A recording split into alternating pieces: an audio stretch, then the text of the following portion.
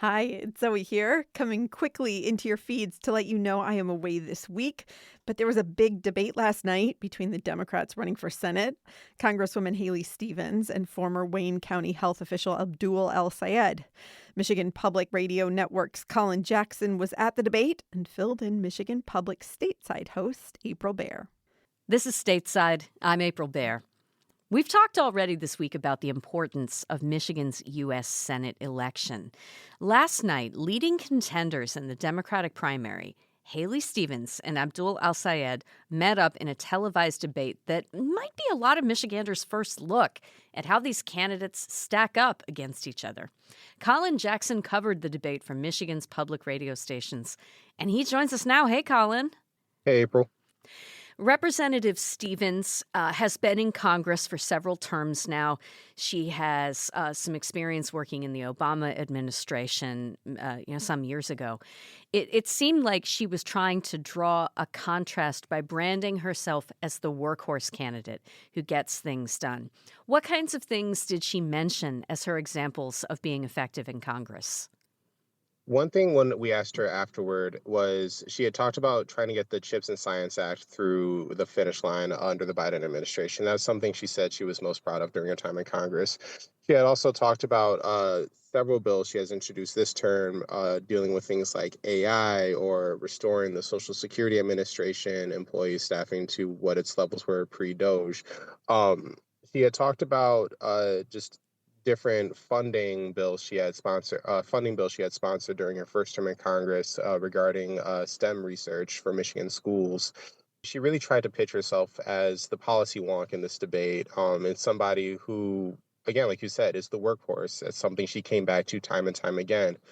She also came time and time again back to this idea that she has the receipts of her time in Washington to prove her effectiveness.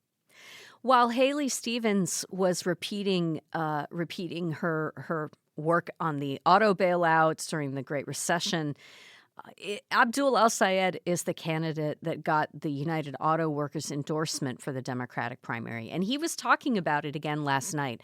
I want to just play a little bit about what he had to say about that. Let's listen. I'm proud to have been endorsed by the UAW. And the reason that they've endorsed me is because they understand that I am a fighter for working people. I can tell you that there is bipartisan support already to blow up the USMCA, which has been a cancer on our manufacturing industry in Michigan and the industrial Midwest in general. That is a bill, of course, that my colleague actually voted for. And I think there's bipartisan consensus that has been a danger. We have an opportunity to rethink trade policy to make sure that we're protecting good union jobs in this state and in this country. And I think that means rethinking how we do tariffs. So that's Abdul El-Sayed. How did Haley Stevens counter that, selling her record on manufacturing issues and her fluency on that? You know, this has been, again, a core part of her political brand from the beginning. She has always pitched herself as a manufacturing geek, her words from Michigan. To that response, she had talked about how NAFTA, she thought was, I believe the words she used was a, quote, crap deal that hurt a lot of Michiganders. She also talked about her legislation that would keep Chinese cars out of the American market. There's been a lot of concerns about whether or not the U.S. automakers would be able to keep up with that. She talked about, standing up to the Trump administration, trying to get the Gordie Howe Bridge open, strengthening our relationship with some of our trade partners. And again, multiple times she came up to this idea of taking on China as an adversary and making sure that American manufacturing is protected and safe in the eyes of what she saw as a threat from China. Yeah. Abdul El-Sayed, I heard him talking about corporate money as a defining factor in the race. Let's play another clip of what he had to say about it. Now, here's the thing about it. There is no left or right. Most people out there aren't asking, where do I fit on the left-right spectrum? They're asking, can I afford my groceries when I go grocery shopping? What's going to happen if I get sick or my kid gets sick? Why does my kid's school look the same way it did 30 years ago when I went there? And the answer to that question is that for too long, politicians on both sides of the aisle have taken the same corporate corrupting money. I'm the only candidate on this stage, frankly, the only candidate running for U.S. Senate, who's never taken a dime of that money. Colin, you've covered several elections in Michigan. I mean, do you feel like that's a theme that you've seen resonate with voters in the past? I think it's a theme that we're seeing increasingly resonate with voters. It's something that McMorrow, while she was in the race, she also really tried to push. I think it's interesting that you saw two candidates both claiming to be the only one who has never taken corporate money. But that aside, it's a theme that I think a lot of voters, not just in Michigan, across the country, are looking for. That's a point El-Sayed made to me while we were speaking after the debate. It's also interesting that a lot of the conversations when he brought up corporate money, he also brought up APAC money, the American Israel Public Affairs Committee, which has been funneling money to different groups in support of Stevens. You may have seen some of the ads going out with different from different organizations that have benefited from APAC money. And so El Sayed really did his best to try to paint Stevens as this establishment candidate backed by big money interests and backed by interests who may not necessarily be fighting for the common people of Michigan. Yeah. We have two candidates here, one of whom has served several terms in Congress and has done different kind of government administrative work, and one of whom has been a city and county public health director. Can you tell us a little bit about whether Haley Stevens made any jabs at El-Sayed for his relative experience in office? Oh, I mean, yes, absolutely. Much of the debate, both of these candidates came out swinging and they both immediately settled into their lanes, right? We've talked about how El Sayed came in saying he's the outsider candidate.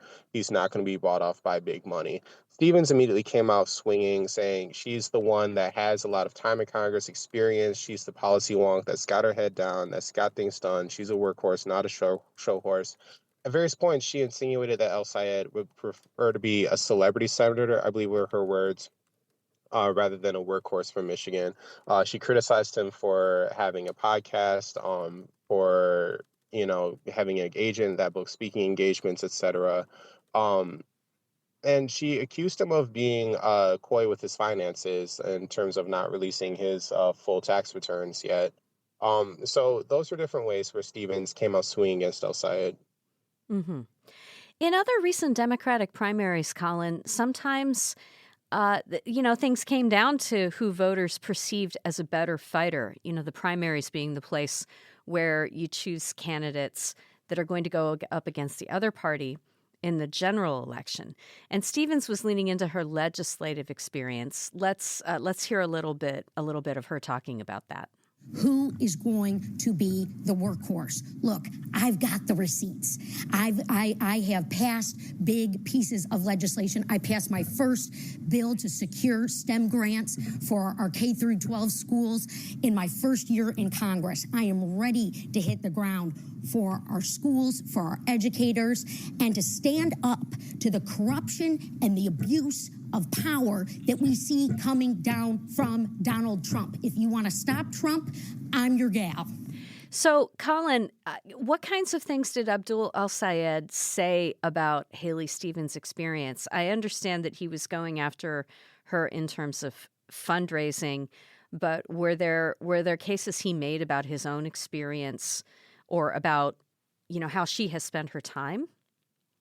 Regarding his own experience, he said not to discount his experience in local government working with people. He brought up many stories of his time working as health department leadership in the health department leadership capacity, working with folks who couldn't afford their medical bills or who were going into incredible amounts of debt because of their medical bills, dealing with cancer, dealing with family members' cancer, etc. So that was one. And afterward, he said he wished he had more chances to talk about his own policy proposals and goals, especially around the healthcare space, like Medicare for All, for example. In terms of criticizing Stevens, she had brought up a bill she had brought up a bill that she had passed earlier on, or that she had supported earlier on, dealing with AI, and he criticized it as, I think his words were giveaway or something to that effect to AI companies. Stevens fought back and pushed back against that, saying that wasn't the case, and mentioned some things she felt in that bill were very important.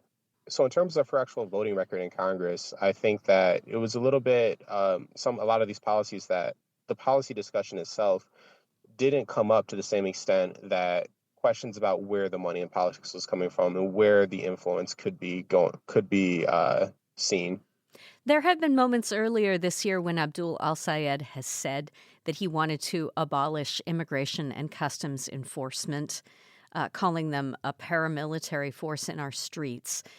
He took some shots about that. I mean, I guess it's hard to know if the Senate will have a chance to do that, if that's something that will come up in policy. Was he voicing any alternative proposals for immigration last night? So El-Sayed again brought up his desire to abolish ICE. Again, he said, quote, ICE is about normalizing paramilitary force on our street. And again, he was saying that it's not just a threat to, American citizens, but basically he was saying that he was trying to draw this tie to ICE's presence on American streets being a threat to the Constitution itself. And so he was saying some of the alternatives are, investing in court infrastructure, for example, or just finding other ways outside of ICE, this relatively new agency created within the last 30 years or so, to work on this immigration enforcement to make sure that everyone in the system gets due process, but also to make sure that people are being treated in a humane way. Haley Stevens referred to the billions of dollars that ICE received in the One Big Beautiful Bill Act as a slush fund. Let's listen to a little bit more. Donald Trump's ICE is completely out of control, and it is an abuse of power. ICE agents from top to bottom that have committed crimes have to be held accountable, and I've got the legislation to do it. I called on Kristi Noem to go. She was removed, but no reforms took place. They took $70 billion of our taxpayer money into an ICE slush fund. This has been a failure. Again, that's candidate Haley Stevens in her debate with Abdul El-Sayed last night. Colin, would you say that the candidates sounded very different in their approach? In terms of their approach to ICE, I'm not so sure. That's one thing that kind of stuck with me when it came to policy questions. I don't think there was a lot of disagreement there. On issues like ICE, for example, you could say wanting to abolish ICE versus reform ICE. That is a major difference there. But both agree at the end of the day that ICE as it currently stands is not serving the American public to its best ability. When it came to issues like making childcare more affordable, that was probably the wonkiest answer, to be honest with you. I heard, Stevens talk a lot about expanding community block development grants. El-Sayed said he wanted to make childcare free and a lot of his answers came down to taxing billionaire wealth to pay for some of these other priorities, some of these social safety net priorities. Colin, in some people's minds, a key issue in this race is how the Senate might serve as a check on the Trump administration's foreign policy, especially in the Middle East with respect to Gaza, Lebanon, and other military engagements that Israel has taken the lead on, but the U.S. has been in some ways an ally to. At what point did that issue come up in the debate? I would say that came up very early on. The second question was asked, what should the U.S. policy towards Iran be? In the very first question, just about making life more affordable, El-Sayed brought up AIPAC and corporate donations and corporate money. And so this was a fight that started very early on. It's no secret that AIPAC has supported Stevens' campaign this time around and in past campaigns. And so El-Sayed really tried to paint Stevens as a candidate who would listen to their influence when it came to bringing the U.S. into wars, for example, in Gaza or in Iran. Stevens, for her part, vehemently fought back against that. She said that Netanyahu was not interested in peace, that the goal for the Middle East should be peace right now. She said she believed in a two-state solution. She argued that the Israeli government right now is not doing those things, and she was very critical of that from her time on stage. El-Sayed was skeptical, and he said that the foreign policy in terms of this aspect, what the United States is doing in support of Israel and other governments that he says are committing atrocities abroad is coming back to what's not available is taking resources away from people here in Michigan. And so you saw him, at least on his side, really try to tie a lot of questions about affordability, about livability, about improving life here in Michigan to this idea that where the government should be responsibly spending their money. Colin Jackson reports for the Michigan Public Radio Network. Colin, thank you so much. Thanks for having me.